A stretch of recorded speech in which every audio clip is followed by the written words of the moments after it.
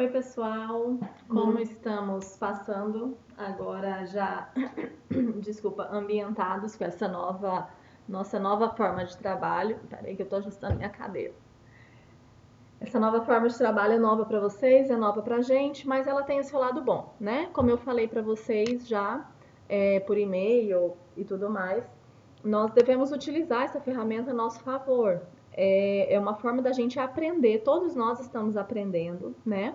E nesse sentido, usem as aulas gravadas para que vocês possam acompanhar melhor e as dúvidas que vocês têm. Vocês têm uma ferramenta agora que em sala de aula não é permitido. Vocês conseguem me parar. Vocês conseguem fazer eu parar de falar. Tem noção?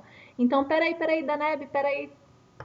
Pausa lá, retoma, volta exatamente aquilo que eu falei, faz a sua anotação, assista essa aula com o caderninho do lado, tá ok? Fazendo as suas anotações, anotando aí coisas que porventura eu vá falando e vocês fiquem com dúvidas, anota no seu caderno, faz um asterisco, pega uma canetinha, envolve, que aí no momento que a gente estiver numa transmissão online, que a gente vai estar marcando aí em algum momento, ou até mesmo por e-mail, vocês conseguem me enviar essa dúvida e a gente tira, soluciona exatamente essas dúvidas. Esse canal, até mesmo para aqueles alunos que têm aí aquela vergonha, né, que mesmo em sala a gente trabalhando tanto, vocês ficam acuados para poder estar aí realizando suas dúvidas, dessa forma é muito mais fácil. Vocês me mandam por e-mail, vocês podem me mandar via WhatsApp, que agora eu abri meu WhatsApp também para a gente estar se comunicando nesse período da pandemia. Vocês podem estar me mandando em alguma transmissão que a gente fizer ao vivo, que eu estou testando algumas ferramentas. Então é o momento da gente se aproximar, tá bom? Bom, falar sobre os princípios da extração dos ácidos nucleicos. Gente, eu achei muito interessante no livro de vocês, que normalmente a gente não encontra em livros didáticos, um capítulo exclusivo para a gente falar sobre a extração do material genético.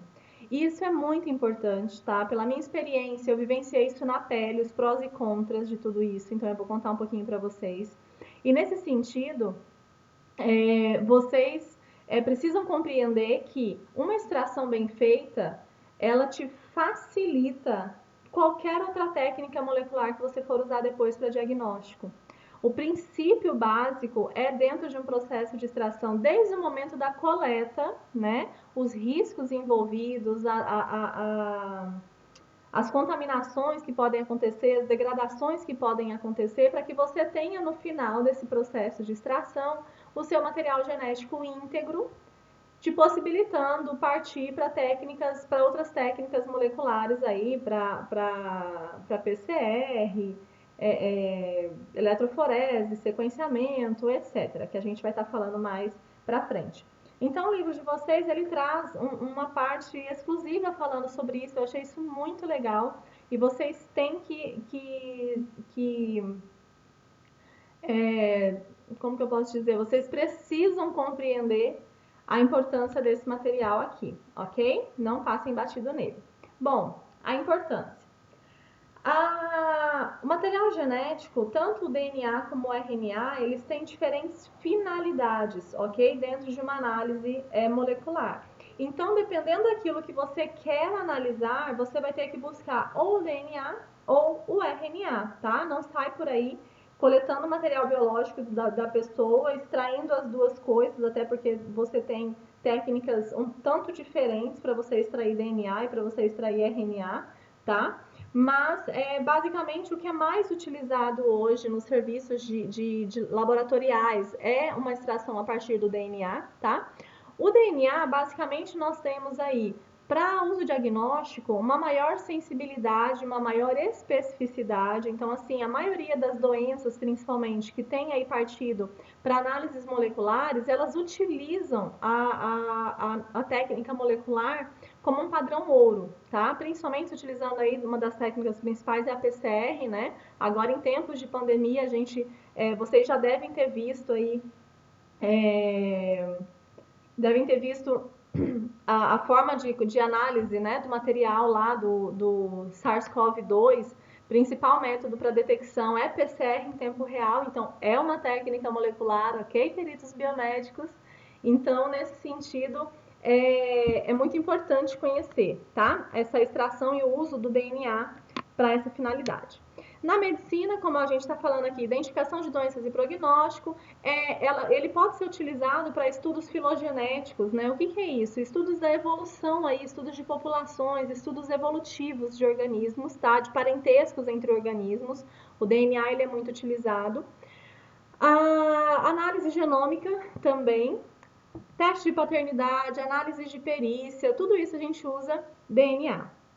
O RNA, a gente se utiliza da técnica de transcrição reversa do RNA, desculpa, que é quando você quer fazer uma análise, por exemplo, o vírus, um retrovírus, como é o caso aí do SARS-CoV-2, ele é um vírus de RNA. Então, para a gente conseguir trabalhar com ele, eu preciso transcrever, né, ele de uma fita simples para uma fita dupla, para que eu possa ter uma maior estabilidade dele e assim conseguir trabalhar aí nas identificações do genoma dele, etc. Quando eu quero também dosar a expressão de um gene. Por exemplo, eu sei que eu estou produzindo melatonina. O meu organismo ele tem um gene que produz melatonina, mas eu não sei o quanto desse gene está sendo expresso. Quando eu quero medir a expressão, ou seja, o quanto esse gene está produzindo, eu trabalho com RNA, tá? Então, principalmente aquele RNA mensageiro, que a gente já falou num outro momento. Então, a gente se utiliza desse tipo de ácido nucleico. Eu também posso fazer análise aí da presença de RNA em uma análise, né, de sangue, por exemplo, de uma cultura, através de Northern Blotting. RT-PCR, que é a reação PCR em tempo real, né? A utilização aí de bibliotecas genômicas, quando eu quero armazenar, né, códigos aí de expressões de genes, então eu uso isso a partir de DNA complementar também, tá? Que é aí então o RNA transformado em uma fita híbrida com DNA.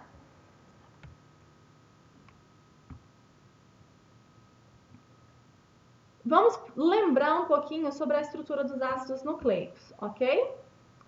Bom, nós temos o ácido nucleico presente no núcleo das nossas células. Esse ácido nucleico basicamente é o DNA, que ele vai estar arranjado aí com proteínas histonas, que estarão entrelaçadas nela, né? E aí ele forma ora cromatina, ora cromossomo. Isso a gente já falou em sala, fica fácil de recordar. Aqui, só para a gente lembrar, eu gosto muito dessa tabelinha com análise comparativa, né, da estrutura dos ácidos nucleicos. Isso é muito importante para a gente compreender até algumas formas de coleta desse tipo de material e algumas formas de extração também que acontece, tá? Que a gente vai estar falando. Então, lembrando, gravem isso daqui, tá? Questão de prova, dica para vocês. Então, lembrando aqui, DNA versus RNA. Nós temos na estrutura do DNA uma dupla hélice, enquanto que no RNA é uma fita simples, dupla hélice, fita simples. Nós temos como açúcar, né, a pentose, a desoxirribose do DNA e a ribose presente no RNA. Lembra que a diferença é lá no carbono 2, ó, aqui tem o hidrogênio, e no RNA nós temos na ribose aqui uma hidroxila, né? No DNA nós temos a timina, no RNA nós temos a uracila. Lembrem-se, dentro do processo evolutivo, lembrando que o RNA, nós acreditamos que ele veio primeiro devido à sua instabilidade, certo? E a uracila, ela auxilia nessa instabilidade do RNA. Lembra que a gente falou da piriguete, né? E a localização desse material genético. O DNA, nós temos ele localizado dentro do núcleo exclusivamente, ok? E o RNA, nós temos ele tanto no núcleo como no citoplasma. No núcleo, esse RNA ele vai estar principalmente ali na região do nucleolo, produzindo RNAs ribossômicos, que são as subunidades dos nossos ribossomos. E lá no citoplasma, nós vamos ter aí o RNA mensageiro, né, sendo utilizado para a tradução das proteínas que a gente já falou anteriormente. O RNA e o DNA, gente, eles caminham juntos. Não existe RNA se não tiver molécula de DNA, tá ok? É por isso que dentro do dogma central a gente volta naquela ideia de que nós temos DNA fazendo RNA e o RNA fazendo proteína, ok? Aqui nós temos a possibilidade, o DNA, ele faz ele mesmo, vamos dizer, né? Ele se copia, que é o processo de replicação. Aí nós temos DNA fazendo RNA, transcrição. O RNA, hoje em dia, nós já sabemos que ele tem uma capacidade de replicação também, tá? Em algumas condições. E o RNA fazendo proteína, ele faz tradução. Uma coisa importante de vocês compreenderem é que a replicação do DNA, ela não é um fator decisivo para que a síntese proteica aconteça, tá? Lembrem-se naquela imagem que a gente faz sempre do ciclo celular, nós temos a expressão gênica acontecendo no momento da célula, quando a célula quer expressar seu metabolismo, ela acabou de se formar e ela precisa trabalhar produzindo novas substâncias. Então, ali, para a expressão gênica, vai acontecer transcrição e tradução, tá? A replicação, ela acontece num outro momento, quando a célula sente a necessidade de se dividir, tá ok? Tem muita gente que grava, que decora esse quadrinho aqui da biologia, do dogma central da biologia, tá? É o nome desse quadrinho, dogma central da biologia, decora, né? DNA faz RNA, RNA faz proteína. E aí, quando vem aqui nesse DNA fazendo ele mesmo, acha que isso é uma parte do processo da síntese proteica. Não é, tá? São processos diferentes. Eu tenho replicação, com a finalidade de duplicar o código para a divisão celular acontecer, e eu tenho transcrição e tradução, que são a síntese de proteínas efetivamente, tá ok? Aqui, ó, mais uma imagem, a gente consegue visualizar, então, a fita de DNA, ela guarda o código, né, em genes que a gente fala. Esse código, esse material genético, ele é transcrito em um RNA mensageiro, que a gente falou nas aulas anteriores. Esse RNA mensageiro, ele é processado, lembram-se, né, tem o splicing, que é aquela retirada de porções que não são interessantes, né? E aí, posteriormente, esse RNA amadurecido com o auxílio aí das maquinarias de ribossomos, RNA transportador, né, fazendo a leitura dos códons, que são essas trincas aqui, nós temos a inserção dos aminoácidos correspondentes desse código, né, formando aqui a minha cadeia de aminoácidos, que nós chamamos de proteína, ok? A ligação entre os aminoácidos é importante a gente lembrar que se chamam ligações peptídicas, certo? Bom, ai gente, que saudade da aula para vocês. Quando eu falo certo? Tá, sim, professora. A gente não ouve isso aqui agora. Enfim. Vamos começar bem do comecinho, do processo de extração. Então, vamos começar do princípio sobre a coleta e conservação das amostras. Gente, é muito importante. Primeiro, quais amostras eu posso estar coletando? Depende muito do tipo de análise que você quer realizar depois, tá ok? Então, a gente não sai por aí só coletando sangue, tá? Sangue não é a única forma que a gente tem de coletar amostras, ok? Vai depender muito daquilo que você tem como possibilidade de diagnóstico, existe a questão financeira envolvida, né? Então, nós podemos estar utilizando aí sangue, bulbo capilar, lembrando, né, que o nosso cabelo, se a gente cortar ele aqui na ponta e tentar fazer a análise, a gente não vai achar célula nenhuma, a gente tem que pegar aqui a raiz, né, o nosso bulbo capilar. Saliva, tecidos frescos, animal e vegetal, ou tecidos fixados em álcool, parafina, aqueles tecidos provenientes de biópsias, por exemplo, tá? Algumas dicas muito importantes que devem acontecer. Primeira coisa, sempre identificar o material de vocês, busquem identificação e busquem a melhor forma de realizar, de maneira que não saia.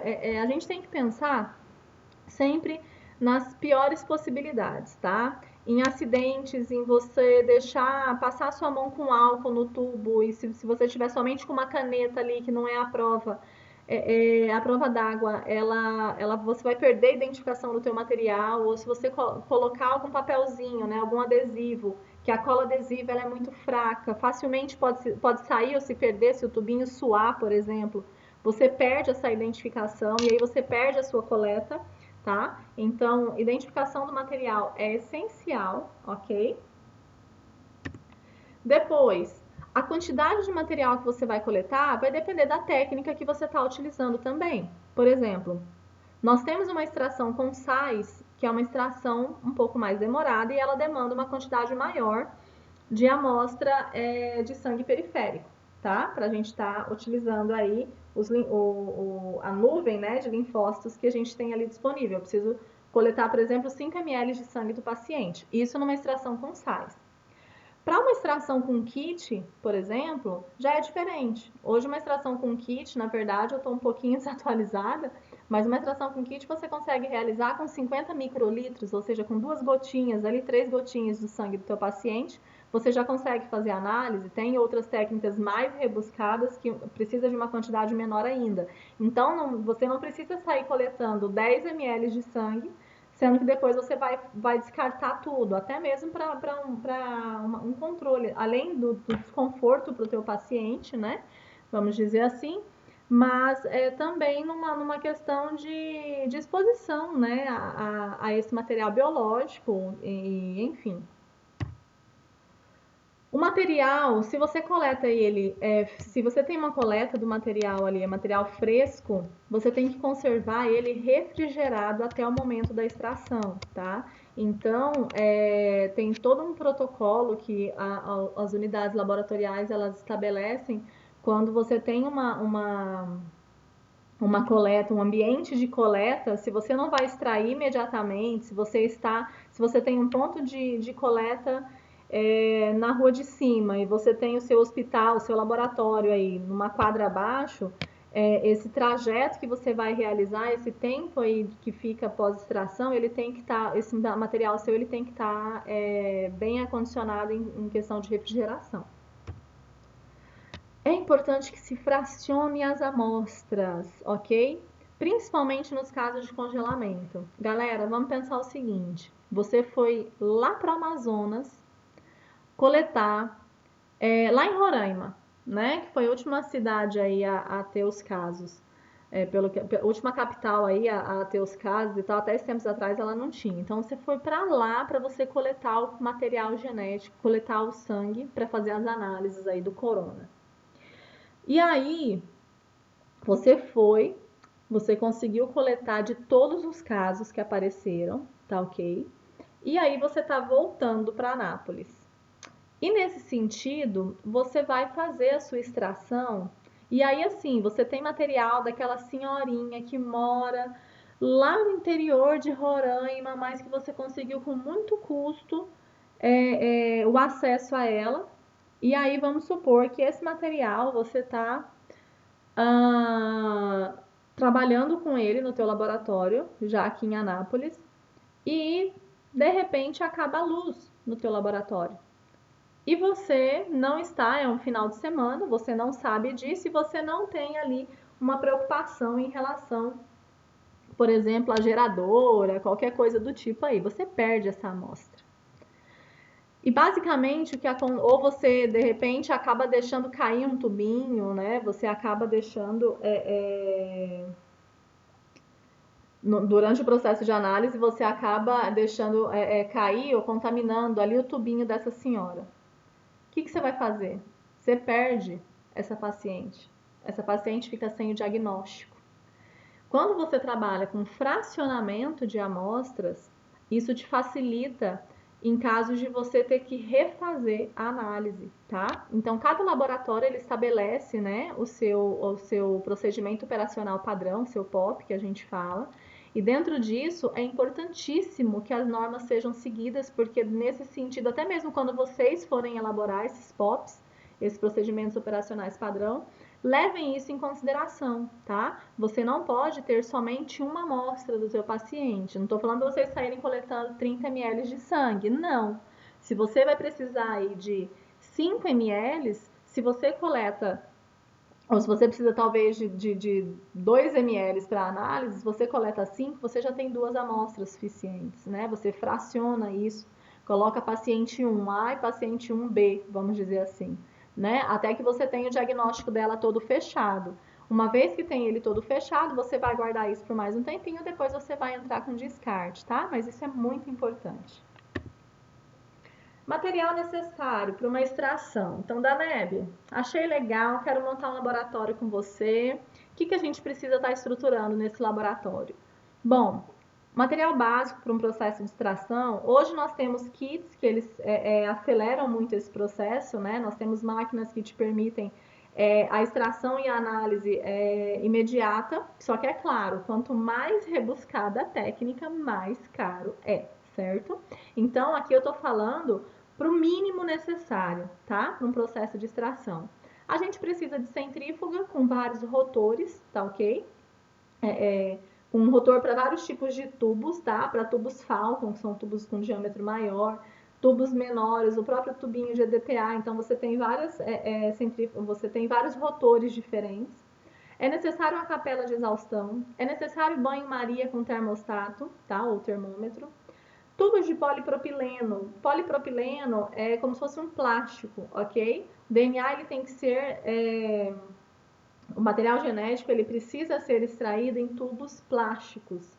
Por quê? Porque o DNA, por exemplo, ele tem afinidade pelo vidro. Então não dá para você trabalhar com tubos de vidro, com tubos de ensaio, por exemplo. Você usa só no final, tá ok? Antes são todinhos aqueles tubinhos de plástico, principalmente a gente chama, uma marca, né? A gente chama de tubinhos Eppendorf, né? A gente usa muito ele, tá? Micropipetas automáticas com volumes diversos e as suas ponteiras respectivas, que é um acessório das micropipetas. Essa fotinha aqui é uma foto minha que eu tava bem novinha, bem jovenzinha, tinha acabado de, nem tinha formado ainda, na verdade, do projeto do meu doutorado. E aqui a gente mostra, eu gosto dessa foto que eu mostro uma bancada estruturada para a gente fazer a extração. Aqui no caso é uma extração com sais, né, que a gente estava fazendo, um processo mais rebuscado, mais demorado, só que é um processo mais barato, né, que aqui era um projeto que a gente estava liderando. E aqui, ó, vocês podem ver que toda a bancada ela tá forrada, tá ok? Aqui nós temos um forro todinho colocado de papel. Nós temos aqui, ó, papéis toalhas distribuídos com a identificação para cada paciente, tá? Então aqui era um paciente, aqui era outro, aqui era outro, aqui era outro, aqui era outro. Esses frascos com as soluções, que eu já vou explicar para vocês, todos completamente identificados. As soluções têm que ser conferidas diariamente, porque essas soluções, principalmente as soluções que você prepara no laboratório, você tem um risco de contaminação, então a gente fala de fungar, né? Principalmente, então se ela está contaminada, você antes de iniciar uma extração, se você começa uma extração e no meio do processo você verifica que a tua solução está contaminada, você perde toda aquela extração. Então aí é o caso daquele fracionamento que eu falei. Então é importante que você tenha aí a conferência dessas soluções antes, a quantidade das soluções se está ok também, se ela é suficiente para você fazer X amostras ali de extração, tá? Porque uma vez que você começa, você não pode parar. Você não pode começar uma extração e falar, ah, não, eu vou paralisar ela aqui nessa fase, daqui 2 horas ou daqui 4 horas eu vou fazer outra coisa, daqui 4 horas eu volto e vou finalizar ela. Não é possível isso. Então, é uma série de checagens que é necessário realizar, tá ok? Bom, aqui só para a gente lembrar, o princípio da extração, gente, nós temos que lembrar que o nosso material genético está aqui, ó. Ele está dentro do núcleo. É o principal alvo, vamos dizer assim, da nossa extração, é a gente chegar bem aqui, ó, dentro do núcleo, tá ok? Para liberar esse material genético que está aqui.